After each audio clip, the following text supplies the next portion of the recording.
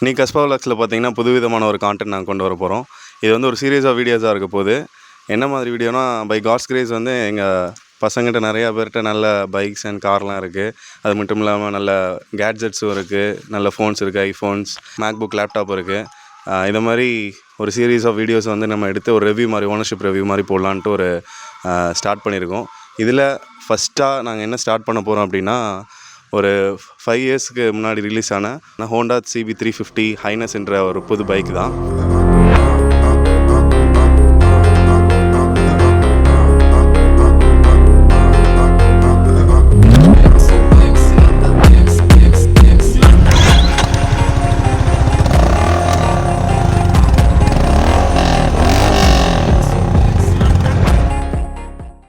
இது வந்து பார்த்திங்கன்னா, இப்போ நம்ம எங்கள் ஃப்ரெண்ட் ஜென்சன் எடுத்து ஒரு 1 மந்த் தான் ஆகுது.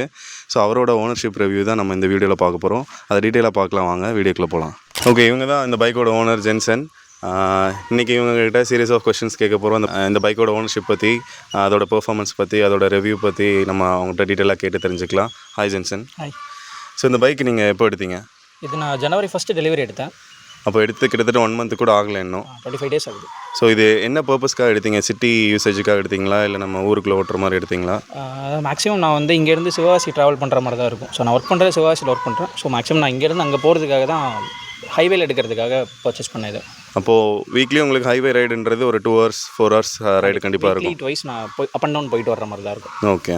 ஸோ ஹைவே பெர்ஃபார்மன்ஸ் வந்து வண்டி எப்படி இருக்குது? இது இன்ஜினோட சிசி என்ன, அதோட பெர்ஃபார்மன்ஸ் எப்படி இருக்குது? ஸோ இது ஒரு 350cc இன்ஜின். ஹைவேல வந்து எதுக்காக நான் இதை ப்ரிஃபர் பண்ணேன் அப்படின்னா, ரொம்பவே ஸ்மூத்தான ஒரு ரைடு. ஸோ இதுக்கு முன்னாடி நான் ப்ரீவியஸ்லி ஒரு கிளாசிக் 350 ரீபாண்ட் ஒன்று வச்சுருக்கேன். அதை கூட கம்பேர் பண்ணுறப்போ இது ரொம்பவே ஒரு ரிஃபைண்டான ஒரு இன்ஜின், ரொம்ப ஸ்மூத்தான ஒரு இன்ஜின். ஒரு 120ல் க்ரூஸ் பண்ணாலுமே அந்த வைப்ரேஷன்ஸ் வந்து ரொம்ப செட்டிலாக இருக்கும், ரொம்ப மைனர் வைப்ரேஷன்ஸ். ஸோ ஹைவேக்காக தான் நான் ரொம்ப ப்ரிஃபர் பண்ணி இதை எடுத்தேன். கண்டிப்பாக. ஸோ இதோட கலர் பார்த்தீங்கன்னாலும் பிளாக் கலர் ரொம்ப பார்க்குறதுக்கே கிளாஸியாக இருக்குது. ஸோ இந்த கலர் சூஸ் பண்ணதுக்கான உங்களுக்கு காரணம், வேறு கலர் ஆப்ஷன்ஸும் மைண்டில் வச்சுருந்தீங்கன்னா? ஏன்னா இது ரிலீஸ் ஆகி 5 years ஆகிடுதுன்னு பார்க்குறோம். கண்டிப்பாக நிறைய ஆப்ஷன்ஸ் நீங்கள் பார்த்துருப்பீங்க. இல்லை வேறு கலர் ஆப்ஷன்ஸ் எதுவும் பார்த்துருந்தீங்களா? ஏன் இது ப்ரிஃபர் பண்ணீங்க? ஆக்சுவலாக இது லான்ச் ஆன டைமில் வந்து இந்த சென்டரில் வந்து ஒரு கிரே லைன் ஒன்று வரும். ஸோ அந்த மாடல் தான் நான் வாங்கணும்னு சொல்லி ஐடியா பண்ணியிருந்தேன். ஆனால் அது என்னென்னா, இப்போ வந்து அதை டிஸ்கண்டினியூ பண்ணிட்டாங்க. அதனால் இந்த மோனோ பிளாக்கை மட்டும் ரீலான்ச் பண்ணி இந்த ஒன்று மட்டும் தான் இப்போதைக்கு எனக்கு பார்க்க பிடிச்சிச்சு. ஸோ மீதி கலர்ஸ் எல்லாமே கொஞ்சம் அந்த அளவு கிளாஸியாக இருந்த மாதிரி இல்லை. இதான் ஒரு கிளாசிக்கல் லுக்கும் இருந்துச்சு. கண்டிப்பாக. ஸோ இது CB350ல் இதுதான் டாப் மாடல் இல்லையா? ஹைனஸில் இதான் top model. Okay. So bro இது. ஓகே. ஸோ இப்போ ஹைனஸுக்கும் நம்ம நார்மல் CB350க்கும் என்ன டிஃப்ரென்ஸ்? நம்ம அதுவும் ஓட்டி பார்த்துருக்கீங்களா? ஆமாம், அதுவும் ஓட்டி பார்த்துருக்கேன். அது என்ன டிஃப்ரென்ஸ் பார்க்குறீங்க ரெண்டுக்கும்? CB350 பார்த்தோம்னா அப்படியே ஒரு நம்ம கிளாசிக் 350 அப்படியே எடுத்து வச்ச மாதிரி இருக்கும். அதாவது அந்த பின்னாடி உள்ள ஃபெண்டர்ஸும் சரி, ஃப்ரண்ட்லேயும் சரி, அப்படியே பின்னாடி நல்ல பல்கியான ஒரு லுக்கில் இருக்கும். இது வந்து கொஞ்சம் மாடர்னாகவும் கிளாசிக்கலாகவும் இருந்ததால் நான் இதை ப்ரிஃபர் பண்ணேன். ஓகே. ஸோ நீங்கள் சொன்னீங்க இப்போது கிளாசிக் 350 நீங்கள் வச்சுருக்கீங்க ராயல் என்ஃபீல்டில். அதுக்கும் இதுக்கும் உங்கள் பெர்ஃபார்மன்ஸ் வைஸ் என்ன டிஃப்ரென்ஸ் பார்க்கிங்க? கம்ஃபர்ட் வைஸ் என்ன டிஃப்ரென்ஸ் பார்க்கிங்க? இது பெட்டராக இருக்கா, இல்லை உங்களுக்கு நீங்கள் அது ப்ரிஃபர் பண்ணுவீங்களா லாங் ரைடுக்கு? லாங் ரைடுக்கு வந்து ஹைனஸ் வந்து ரொம்பவே ஸ்மூத்தான ஒரு ரைடு கொடுக்குது. ஆனால் ராயல் என்ஃபீல்டு வந்து நமக்கு சர்வீஸ் சென்டர்ஸ் அதிகம். ஸோ இன்கேஸ் ஹைவேல போகிறப்போ எதுவும் ப்ராப்ளம் பண்ணாலுமே அதுக்கு சர்வீஸ் பண்ணுறது மெக்கானிக்ஸ் அதிகமாக இருப்பாங்க. இது வந்து ஸ்பெசிஃபிக்கலி பிக் விங் ஷோரூம்ஸில் மட்டும்தான் சர்வீஸ் இருக்கும். ஸோ இது கொஞ்சம் சர்வீஸ் ரிலேட்டடாக கொஞ்சம் ப்ராப்ளம்ஸ் இருக்குது. பட் ஃப்யூச்சரில் இன்னும் ஷோரூம்ஸ் வரும்னு சொல்லி அஷ்யூர் பண்ணியிருக்காங்க. ஓகே. ஸோ சர்வீஸ்ன்னு பார்க்குறப்போ உங்களுக்கு சர்வீஸ் பக்கத்துலேயே இருக்கா? திருச்செந்தூரில் இருக்கா?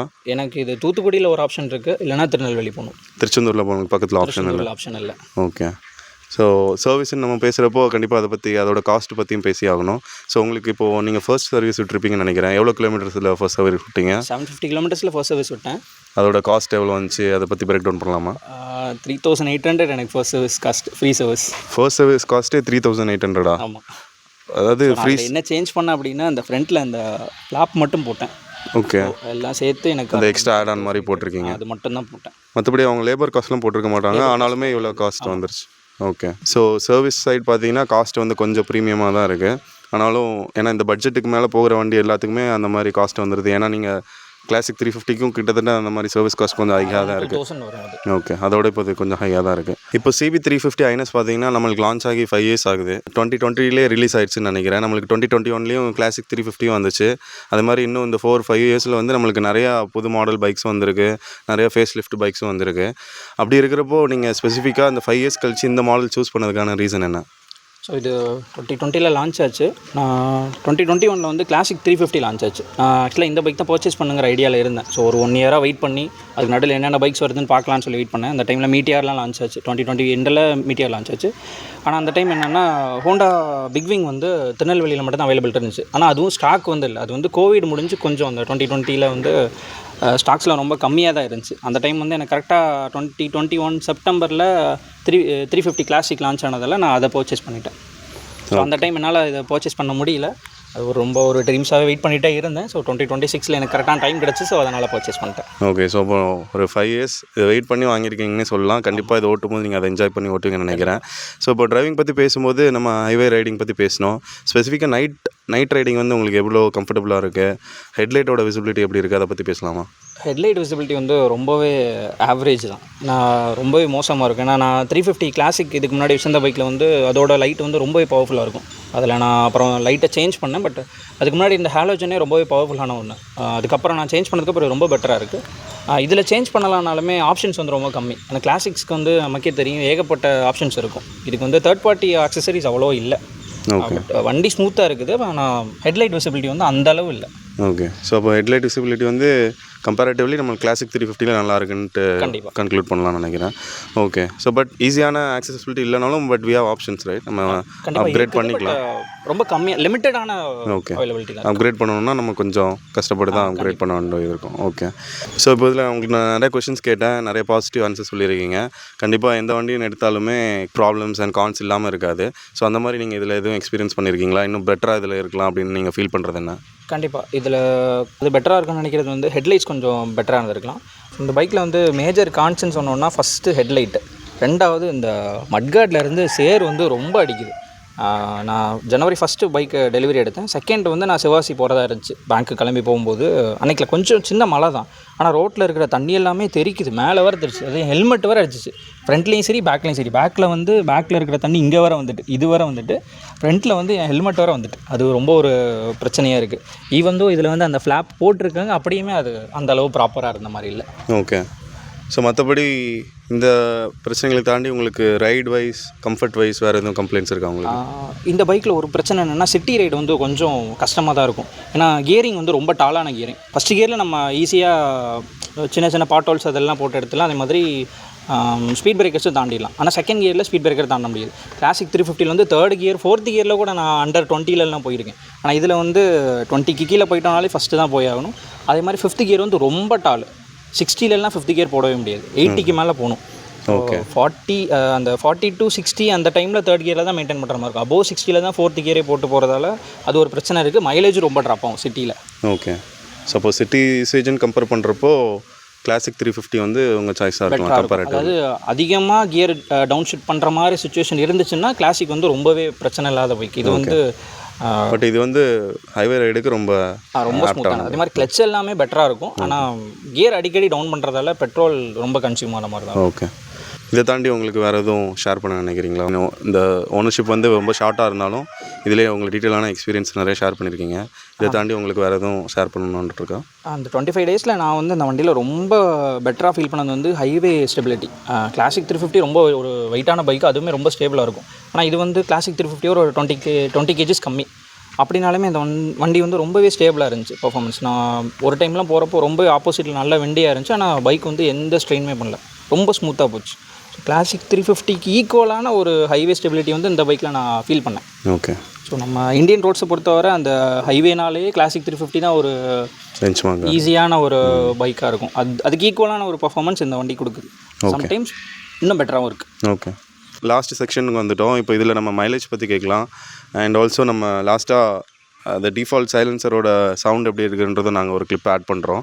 ஸோ இப்போ மைலேஜ் பற்றி பேசும்போது உங்களுக்கு ஹைவேஸ் ரைடு நீங்கள் நிறைய யூஸ் பண்ணுறீங்கன்னு சொல்கிறீங்க. ஸோ உங்கள் மைலேஜ் பெர்ஃபார்மன்ஸ் எப்படி இருக்குது? இதில் ஆக்சுவலாக பைக்லேயே வந்து ரேஞ்சும் ஆவரேஜ் ட்ரிப்பும் அதிலே காட்டும் மைலேஜ். ஸோ நான் அதில் செக் பண்ண வர எனக்கு ஆவரேஜ் 35 to 40 கிடச்சிருக்கு. மேக்ஸிமம் ஒரு 150 கிலோமீட்டர்ஸ் போனப்போ எனக்கு 43 வரை கிடச்சிது. ஓகே. ஸோ டாப் ஸ்பீடு வந்து எவ்வளோ போயிருக்கீங்க? நான் இதுவரை 130 அபோவ் ட்ரை பண்ணிட்டேன். ஓகே. அந்த 130ல் எனக்கு லைட்டாக ஒரு வைப்ரேஷன் இருந்துச்சு. 120 வரை வண்டி வந்து ரொம்ப ஸ்மூத்தான ஒன்று. ஓகே. ஸோ அப்போ நம்ம கண்டிப்பாக ஒரு 120க்கு மேலே நிறைய பேர் போக மாட்டோம். அப்படின்றப்போ வைப்ரேஷனே இல்லைன்னு எடுத்துக்கலாம் மேக்ஸிமம் 99%. ஸோ ரொம்ப ஸ்மூத்தான ரைடு எக்ஸ்பீரியன்ஸ் இருக்குது உங்களுக்கு. ஸோ மைலேஜ்ன்றது 35 to 40 35 to 40. ஓகே 35 above கண்டிப்பாக கிடைக்கும். Okay super. Okay and coming to last question, இப்போது ஆன் ரோட் ப்ரைஸ் நம்ம ஏரியாவில் இப்போ இந்த பைக் எவ்வளோ வருது? ஸோ நான் பர்ச்சேஸ் பண்ணப்போ இது 2.5 சொன்னாங்க. ஆனால் ஒரு கார்பரேட் ஆஃபர்னு சொல்லி எனக்கு அந்த டைம் போட்டதால் எனக்கு அரௌண்ட் 240 கிடச்சிது. பட் இப்போ வாங்கினோன்னா 245 to 250 இருக்கும். ஓகே. ஸோ கண்டிப்பாக உங்கள் டைம் எடுத்து டீட்டெயிலாக இந்த மாதிரி கொஷின்ஸ்க்கு நீங்கள் ஆன்சர் பண்ணியிருக்கீங்க. இது பார்க்குறவங்களுக்கு கண்டிப்பாக யூஸ்ஃபுல்லாக இருக்கும்னு நினைக்கிறேன். ஸோ இதை தாண்டி இப்போ நம்ம லாஸ்ட்டில் நம்ம இந்த கிளிப்ஸ்லாம் ஆட் பண்ணலாம், சினிமாட்டிக் கிளிப்ஸ் ப்ளஸ் சைலன்சரோட சவுண்ட் எப்படி இருக்குன்றதை பார்க்கலாம்.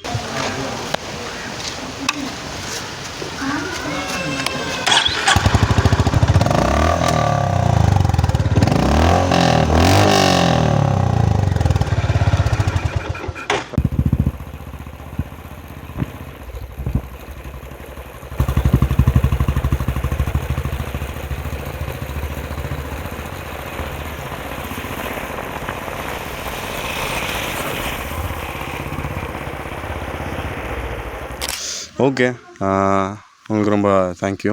உங்களோட டீட்டெயிலான எக்ஸ்பீரியன்ஸை வந்து ஷேர் பண்ணியிருக்கீங்க. இதோட பாசிட்டிவ்ஸும் சரி, இதோட நெகட்டிவ்ஸும் சரி, ரொம்ப டீட்டெயிலாக அவங்க எக்ஸ்பிளைன் பண்ணியிருக்காங்க. உங்களுக்கும் கண்டிப்பாக அது யூஸ்ஃபுல்லாக இருக்கும்னு நினைக்கிறேன். இதை தாண்டி நம்ம இன்னும் வரிசையாக அடுத்தடுத்த வீடியோஸில் சீரீஸ் ஆஃப் பைக்ஸ் அண்ட் கார்ஸோட ரிவ்யூஸ் நம்ம பார்க்க போகிறோம். அதுக்காக காத்துட்ருங்க. Will come soon. தேங்க்யூ.